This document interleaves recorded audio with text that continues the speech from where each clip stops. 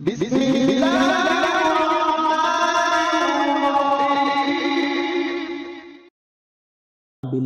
اپنی دھن میں لگے ہوئے تھے۔ انہوں نے جو احمد شاہ ابدالی کا لشکر آتے دیکھا تو اس پر حملہ آور ہوئے، لیکن احمد شاہ ابدالی کا لشکر ایرانیوں کی صفوں کو چیرتے ہوئے نادر شاہ کے خیمے تک پہنچ گیا۔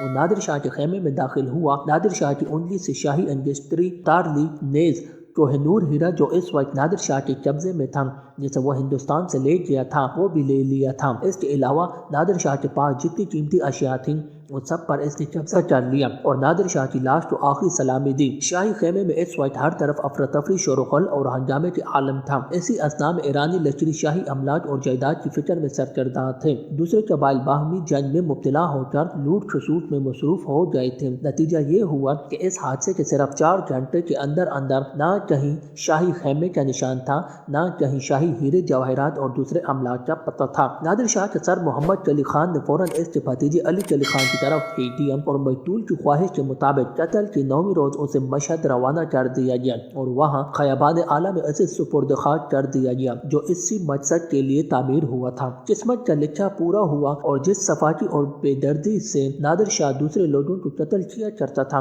اس سے کہیں زیادہ صفائی اور بے دردی کے ساتھ وہ خود قتل کر دیا گیا۔ نادر شاہ کی وفات سے افغانستان کی تاریخ کا ایک نیا باب شروع ہوا۔ اس باب کا سب سے بڑا اور ممتاز کارکن احمد شاہ ابدالی تھا، جسے بجا طور پر جدید افغانستان کا معمار اور بانی کہا جا سکتا ہے۔ وہ پہلا شخص تھا جس نے پہلی مرتبہ افغانستان کا جدا جانا سیاسی وجود قائم کیا، جس نے اپنی قوم کو غلامی کی پستی سے نکالا اور آزادی کے تخت پر بٹھا دیا۔ نادر شاہ کی وفات کے وقت افغان چاروں طرف سے ایرانیوں کے حصار میں محصور تھے اور ایرانیوں کا برتاؤ اور سلوک ان کے سامنے مجرمانہ اور عداوت پر مبنی تھا۔ ایرانیوں نے ان پر تابڑتوڑ حملے کیے کہ یہ کسی طرح نادر شاہ کے خیمے تک نہ پہنچ سکیں، لیکن وہ احمد شاہ کی قیادت میں اپنے مقصد میں کامیاب نہ ہوئے اور افغانوں نے ایسی یلغار کی کہ بلا آخر ایرانیوں کے حصار سے باہر نکلنے میں کامیاب ہو گئے۔ نادر شاہ ہلاک ہو چکا تھا اور کوئی تخت شاہی کا دعویدار بھی موجود نہ تھا، لہذا وفاداری کے منقسم ہو جانے کا سوال ہی پیدا نہ ہوتا تھا۔ اب افغانوں کے لیے صرف ایک راستہ کھلا ہوا تھا اور وہ یہ تھا کہ وہ وطن واپسی کا ارادہ کریں اور غیر ملکی جوئے سے نجات حاصل کر کے آزادی اور حریت سے بہرور ہو جائیں۔ ان دنوں زیادہ تر افغان ایک شخص نور محمد خان علیزئی کی ماتحتی میں تھے، جو نادر شاہ کا نامزد اور قندھار کی فتح سے لے کر اب تک وہ فرمان روا چلا کرتا تھا، لیکن اب صورتحال بالکل بدل گئی تھی۔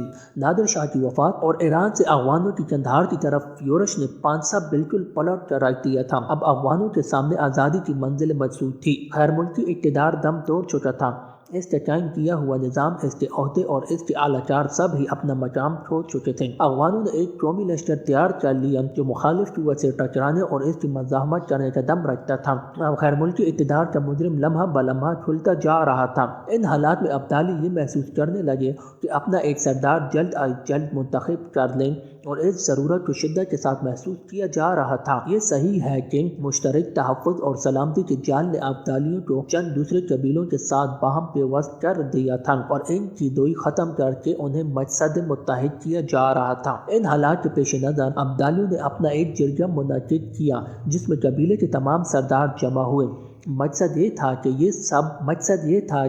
یہ سب لوگ اپنا ایک قائد منتخب کر لیں۔ جرگے کے افراد نے بحث و گفتگو کا آغاز کرتے ہوئے جب اپنا کوئی سردار مقرر کرنے کی کوشش کی تو یہ کام اتنا آسان نہیں تھا، اس لیے کہ ہر قبیلہ آرزو رکھتا تھا کہ اس کا امیدوار اس منصب اعلیٰ پر فائز کیا جائے۔ ہر قبیلہ بضد تھا کہ سرداری کا اعزاز اس کو حاصل ہو اور اس کشمکش میں پورے 8 دن گزر گئے اور مسلسل 8 روز تک جرگے کے اجتماعات منعقد ہوتے رہے۔ جرگے کی 9ویں نشست میں ایک شخص حاجی جمال خان نے، جو محمدزئی قبیلے کا سردار تھا، رائے دہندگان کی اکثریت کو اپنی ذات پر متحد کر لیا، لیکن باقی ماندہ اقلیت بھی کمزور نہیں، مضبوط اور طاقتور تھے۔ اس بنا پر پھر فیصلہ نہ ہو سکا۔ اندیشہ محسوس ہونے لگا کہ شاید کوئی فیصلہ ہو بھی نہ سکے گا۔ احمد خان سیدوزئی ابدالیوں میں نسب اور خاندان کے اعتبار سے سب سے بالا اور اعلیٰ تھا۔ وہ اس جرگے کی تمام ہنگامہ خیز نشستوں میں شرکت کرتا رہا تھا۔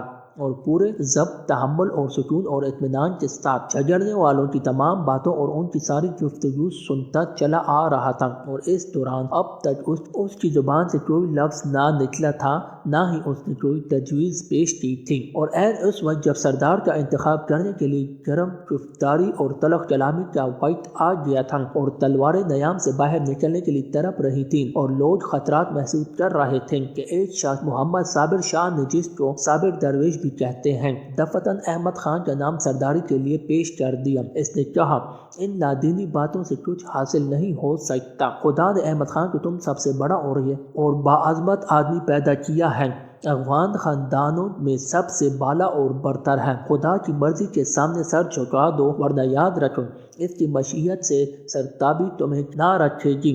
حاجی جمال خان محمد زئی، جو ان تمام سرداروں میں اس وقت جرگے کے اندر موجود تھے، زیادہ طاقتور شخصیت رکھتا تھا، اس کو اب تک سارے حاضرین میں زیادہ حمایت بھی حاصل تھی، لیکن محمد صابر کے وہ الفاظ اس کے دل میں اتر گئے اور اس نے احمد خان کی شخصیت کے سامنے سر جھکا دیا۔ اس نے محسوس کیا کہ سید الزئی ہر اعتبار سے اعلیٰ اور بلند مرتبہ رکھتے ہیں۔ احمد خان سید الزئی نسل سے براہ راست تعلق رکھتا ہے۔ اب دوسرے سردار بھی احمد شاہ کے حق میں بولنے لگے۔ اس طرح سب نے سردار کی حیثیت سے احمد شاہ کا انتخاب کر لیا تھا، لیکن احمد شاہ کو اس بلند منصب اور بادشاہی قبول کرنے میں تعمل تھا کہ وہ موجودہ بے سر و سامانی کے حالات میں وہ شاہی لوازمات اور جلال عظمت سے محروم تھا، اپنے آپ کو نااہل خیال کرتا تھا۔ لیکن صابر شاہ ایسا آدمی نہیں تھا جسے آسانی کے ساتھ اس کے لیے طے شدہ فیصلے سے منحرف کیا جا سکتا۔ صابر شاہ نے جب دیکھا کہ احمد شاہ کا نام افغان سرداروں اور دوسرے سرکردہ قبائلوں کے لیے قابل قبول نہیں ہے، بلکہ انہوں نے اسے اپنا سردار اعلیٰ منتخب کر لیا ہے، تو اس نے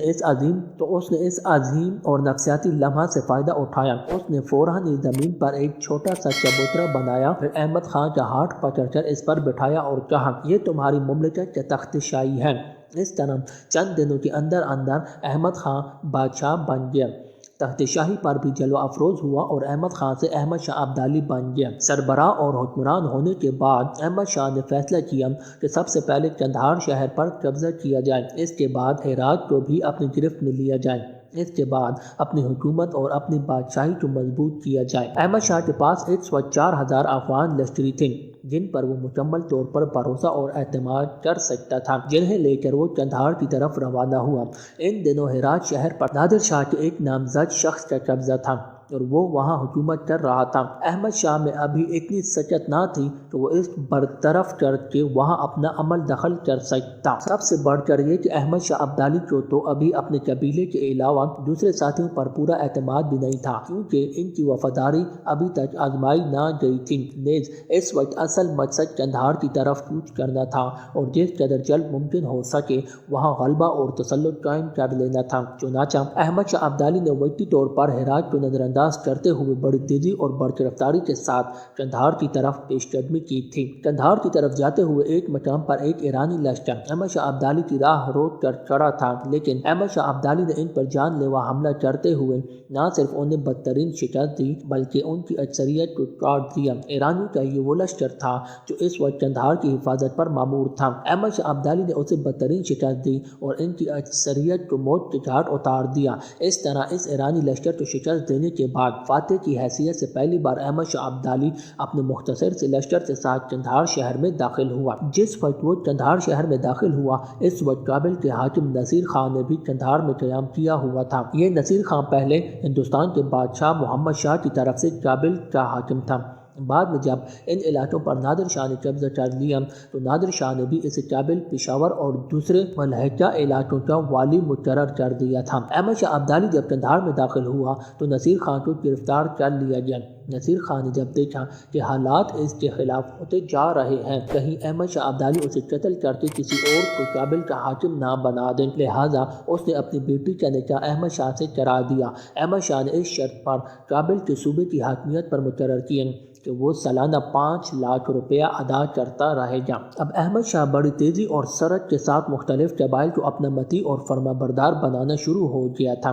جلد ہی احمد شاہ عبدالی نے اپنی سلطنت، شخصیت اور وجاہت کے تحفظ اور استحکام کے لیے جو وسائل اور ذرائع اختیار کیے پورے طور پر کامیاب ہوا اور اس نے افغان قبائل کو مکمل طور پر اپنا مطیع اور فرما بردار بنا لیا۔ اس کے بعد اس نے اپنے لشکر کی بھرتی شروع کی اور اس کی تربیت کا کام شروع کر دیا۔ لشکر میں شامل ہونے کے لیے نوجوانوں کا اس کے پاس ڈانٹا لگ گیا تھا اور بہت ہی مختصر مدت میں احمد شاہ عبدالی نے 40,000 کا ایک بہترین اور تربیت یافتہ لشکر تیار کر لیا تھا۔ اس لشکر میں زیادہ تر عبدالی اور علیزئی قبائل کے مختلف خاندانوں اور کنبوں کے افراد شامل تھے۔ اپنی طاقت اور قوت میں اضافہ اور اپنی حالت کو مزید مستحکم کرنے کے بعد احمد شاہ عبدالی نے قندھار سے نکل کر دوسرے علاقوں پر قبضہ کرنے کا تہیہ کر لیا تھا۔ اس وقت تک افغانستان نام کا کوئی ملک نہیں تھا۔